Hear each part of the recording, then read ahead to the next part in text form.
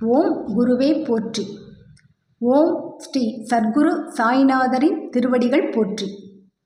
Hi friends, இந்த நாள் உங்கள் அனைவருக்கும் ஆசீர்வாதமிக்க நாளாக அமைந்திட இறைவனை வேண்டி வீடியோவுக்குள் அழைக்கிறேன்.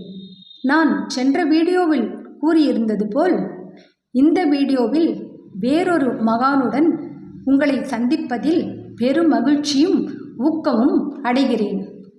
இந்த குருவை பற்றி கூற வேண்டும் என்றால் கூறிக்கொண்டே இருக்கலாம். அவ்வளவு தன்னடக்கமும் எளிமையும் மிகுந்தவர். நம் அனைவர் உள்ளத்தையும் தம் எங்கும் நிறை பண்பாலே கொள்ளை கொண்டவர். இவர் வார்த்தைகள் அனைத்தும் நம்மை சிந்திக்கும்படி தூண்டுபவை. எத்தனையோ குருமார்கள் இருக்க, குரு என்ற நினைத்த மாத்திரத்தில் நம் கண்முன் காட்சி கொடுக்கக்கூடியவர் நம் சாய்நாதர் தான்.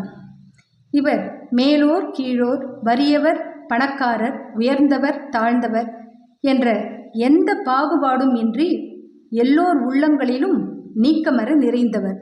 இப்பொழுது மிகவும் அதிகமாக சாய்பாபாவின் பக்தி பெருகி வருவதை நம் கண்கூடாக பார்த்து வருகிறோம். திரும்பின இடமெல்லாம் சாய்நாதரின் திருவுருவப் படங்கள், பயணம் செய்யும் வண்டிகள், மளிகை கடைகள், வியாபார ஸ்தலங்கள், ஏன் முக்கியமாக மருத்துவமனைகள், திருமண மாளிகைகள், இப்படி நம் குருநாதர் எல்லா இடங்களையும் ஆக்கிரமித்துள்ளார். இதற்கு காரணம் அவரவர் வாழ்வில் நடந்த அற்புதங்கள் தான் என்று சொல்லவும் வேண்டுமா? பக்தியும் நம்பிக்கையும் பலவிதம்.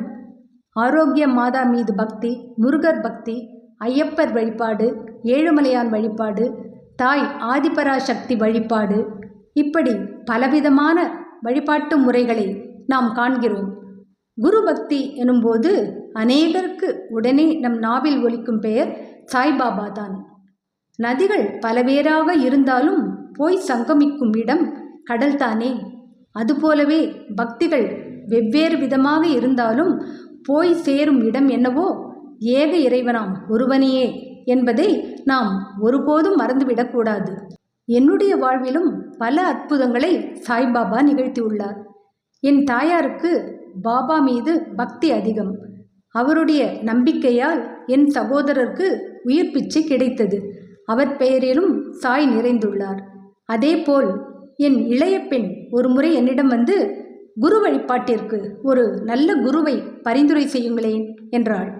நான் யோசிக்காமல் உடனடியாக சொன்னது சாய்பாபாவின் பெயரைத்தான். அவள் சற்று யோசித்துவிட்டு, பாபாவா, ஆனால் எனக்குள் அந்த ஈர்ப்பு வர வேண்டுமே என்று சொல்லி சென்று விட்டாள். பின் ஒரு 3 நாட்கள் கழித்து அவளே வந்து, சாய்பாபா தான் என் குரு. நான் எங்கே சென்றாலும் அவர் திருவுருத்தை காண்கிறேன். நினைக்கும்போது அவர் படம் என் கண்களில் படுகின்றது என்று கூறி சாய்பாபா மீது அதிக பக்தி செலுத்த ஆரம்பித்து விட்டாள். பாபா மீது கொண்ட பக்தியின் நிமித்தமாக அவள் குழந்தைக்கும் சாய் நாமத்தை சூட்டி உள்ளாள். 7 கடலுக்கு அப்பால் இருந்தாலும் பாபாவின் அனுகிரகம் இருந்தால் அவர்களை தம்பால் ஈர்த்து விடுவார் என்று கூறப்பட்டுள்ள கூற்று என் நினைவுக்கு வருகிறது. நாம் முழு உள்ளத்தோடும் ஆன்மாவோடும் அவரை சரணடையும் போது குறித்த நேரத்தில் இந்த வாழ்க்கை என்னும் பெருங்கடலை பத்திரமாக கடந்து அக்கறை சேர அவர் தோணியாக வந்து நம்மை வழிநடத்துவார் என்பதில் எந்த சந்தேகமும் இல்லை. சாய் சரிதம் ஏற்கனவே நிறைய பேர் படித்து விட்டார்களே, இதில் புதிதாக கேட்பதற்கு என்ன இருக்கிறது என்று ஒரு சிலர் சிந்திக்கலாம். இறைவன் என்றுமே புத்தம் புதியவர்தான். ஒருவரை ஆட்கொண்ட விதம் போல் வேறொருவரை ஆட்கொள்வதில்லை. ஒரு சமயம் புரிந்திடாத அவர் வார்த்தைகள் மற்றொரு சமயம் கேட்கும்போது தெளிவாக புரியும்.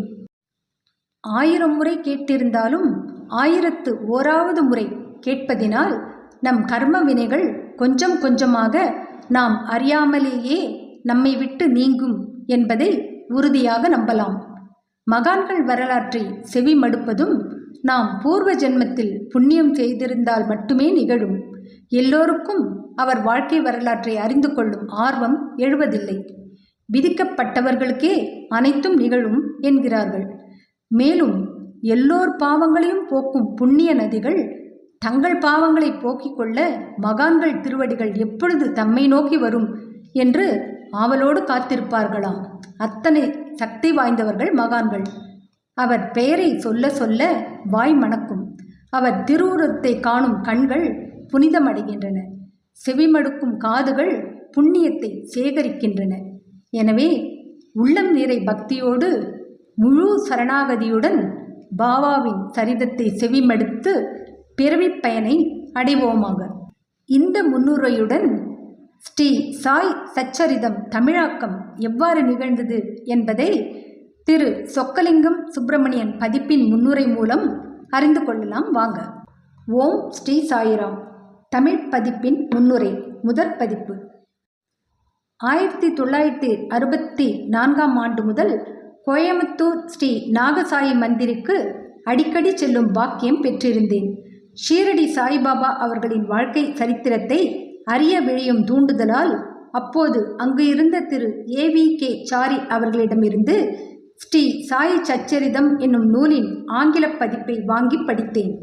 ஸ்ரீ சாய் சச்சரிதத்திற்கு என உரிய தனி சிறப்புகளாவன: சச்சரிதம் பாபா இவ்வுலகத்தில் வாழ்ந்திருந்த போதே அவரால் ஆசீர்வாதம் செய்யப்பட்டு திரு ஹேமத் பந்த் அவர்களால் எழுதப்பட்டது.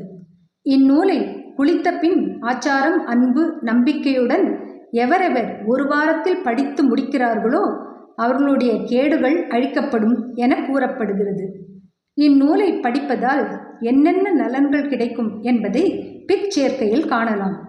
கிறிஸ்தவர்களுக்கு பைபிளும், முகமதியர்களுக்கு குரானும், சைவர்களுக்கு தேவாரம், திருவாசகம், வைணவர்களுக்கு திவ்ய பிரபந்தமும் எவ்வாறு உயர்ந்ததாக கருதப்படுகிறதோ அவ்வளவு முக்கியம் வாய்ந்த நூலாக ஷீரடி சாயி பக்தர்களுக்கு ஸ்ரீ சாயி சச்சரிதம் கருதப்படுகிறது. பின்னர் இந்நூல் இதுகாரும் தமிழ் மொழியில் வெளிவராதது அறிந்து அதை நான் தமிழில் மொழிபெயர்க்க விரும்பினேன். இது குறித்து 1966 ஆண்டில் ஷீரடி சமஸ்தானத்திற்கு எழுதி கேட்டேன். அப்போது இருந்த கோர்ட் ரிசீவர் திரு BG போட்னிஸ் அவர்கள் என்னை ஊக்குவிக்கும் முகமாக பதில் எழுதினார். தொடர்ந்த பல கடித போக்குவரவுகளுக்கு பின்னர் 1968 ஆண்டில் பம்பாய் ஹானரரி சிட்டி சிவில் கோர்ட்டார் நான் தமிழில் சச்சரிதத்தை பதிப்பிப்பதை அங்கீகரித்து இருப்பதாக அப்போதைய ரிசீவர் திரு DD பதன்கர் அவர்கள் மூலம் எனக்கு தெரிவித்தனர். பல்வேறு காரணங்களால் இந்நூலை அப்போதே வெளியிட இயலவில்லை. இது குறித்து மீண்டும் சமஸ்தானத்திற்கு ஜூன் 1980 எழுதி மிஸ்டர் KH கக்ரே அவர்களின் செயல்முறை திட்டப்படி மீண்டும் இந்நூலை வெளியிடும் முயற்சியில் தொடர்ந்து ஈடுபட்டு வெற்றி பெற்றேன். ஷீரடி சாய்பாபாவின் மகத்தான கருணையும் ஆசியுமே இப்புத்தகத்தை நன்முறையில் வெளியிடும் என் முயற்சியை சிறப்புற ஈடேற்றி வைத்தது. எனது முயற்சியில் முன்னர் என்னை ஊக்குவித்த எனது தாயார் காலம் சென்ற வேதாம்பாள் அவர்களை மரியாதையுடன் நினைவு கூர்கிறேன். தற்போது என்னை ஊக்குவித்து கொண்டும் உறுதுணை புரிந்து கொண்டும் இருக்கும் என் தந்தையார் திரு R சொக்கலிங்கம் அவர்களுக்கும் என் தமையனார் திரு C முத்தையா MSc அவர்களுக்கும் எனது நன்றியை தெரிவித்துக் கொள்கிறேன். இந்நூலை நல்ல முறையில் அச்சேற்றி அழகான நூலாக உருவாக்கி வழங்கிய புதுக்கோட்டை மெசஸ் சர்மா சானிட்டோரியம் அச்சகத்தினருக்கும் எனது நன்றியை தெரிவித்துக் கொள்கிறேன். இறுதியாக இந்நூலை பதிப்பிப்பதற்கு ஒப்புதல் வழங்கிய ஷீரடி சாயி சமஸ்தானத்துக்கும் எனது மொழிபெயர்ப்பு புத்தக உருவில் வெளிவர தக்க முயற்சிகளை உடனே எடுத்த தற்போதைய சமஸ்தான ரிசீவர் திரு KH கக்ரே அவர்களுக்கும் என் மனமார்ந்த நன்றியினை தெரிவித்துக் கொள்கிறேன். ஜெய் சாய்ராம். அன்பன் சொக்கலிங்கம் சுப்பிரமணியன். அடுத்து மொழிபெயர்ப்பாளரின் உரையும் காண்போமே. ஷீரடி சாய்நாதரின் அளவற்ற கருணையினாலும் நிகரற்ற அன்பாலும் எண்ணற்ற சாய் பக்தர்களின் இடையீடு அற்ற பிரார்த்தனைகளாலும் தங்கள் கரங்களில் இந்த 15வது பதிப்பு திகழ்கின்றது. ஸ்ரீ சாய் சச்சரிதம் பாபா பக்தர்களுக்கு அருளிய வரப்பிரசாதம், அரிய பொக்கிஷம். இதில் உள்ள பாபாவின் அற்புதமான வாக்குறுதிகளையும் உறுதிமொழிகளையும் பக்தர்கள் கருத்தூன்றி பயின்று பலனடைய வேண்டுகிறேன். இந்த 15வது பதிப்பு வருவதில் பரிபூர்ண ஒத்துழைப்பு நல்கிய ஷீரடி சாய் சமஸ்தான் அதிகாரிகளுக்கும் அரும்பணி ஆற்றிய சிதம்பரம் சாய் பக்தர் திரு மகாதேவன் BE அவர்களுக்கும் உதவி கோரிய போதெல்லாம் வந்து ஒத்துழைப்பு நல்கிய சாக்கோட்டை திரு இரா செந்தில் BA அவர்களுக்கும் எனது மனமார்ந்த நன்றிகளை இதன் மூலம் உரித்தாக்குகிறேன். ஜெய் ஸ்ரீ சாய்ராம்.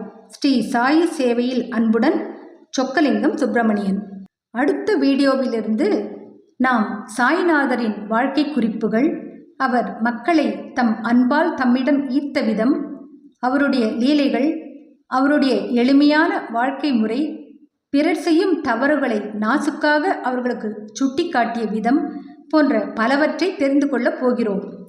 முதலாவதாக, பாபா தன் கையாலேயே கோதுமையை அரைத்தாராம். இதை கண்ட கிராமத்து மக்கள் ஏன் அரைக்கிறார் என்று கேட்க துணிவில்லாமல் வாயடைத்து நின்றனராம். பின் என்ன நேர்ந்தது, இதன் உட்கருத்து என்ன என்பதை தெளிவாக வரும் வீடியோவில் காண்போம். என்ன ஃப்ரெண்ட்ஸ், இந்த வீடியோ பிடிச்சிருந்தால் லைக் பண்ணுங்கள், ஷேர் பண்ணுங்கள், சேனலை சப்ஸ்கிரைப் பண்ணுங்கள். இதுவரை எனக்கு சப்ஸ்கிரைப் பண்ணி உள்ள அனைவருக்கும் என்னுடைய மனமார்ந்த நன்றிகள். மீண்டும் அடுத்த வீடியோவில் சந்திக்கும் வரை உங்கள் அனைவருக்கும் நன்றி கூறி விடைபெறுகிறேன். வணக்கம்.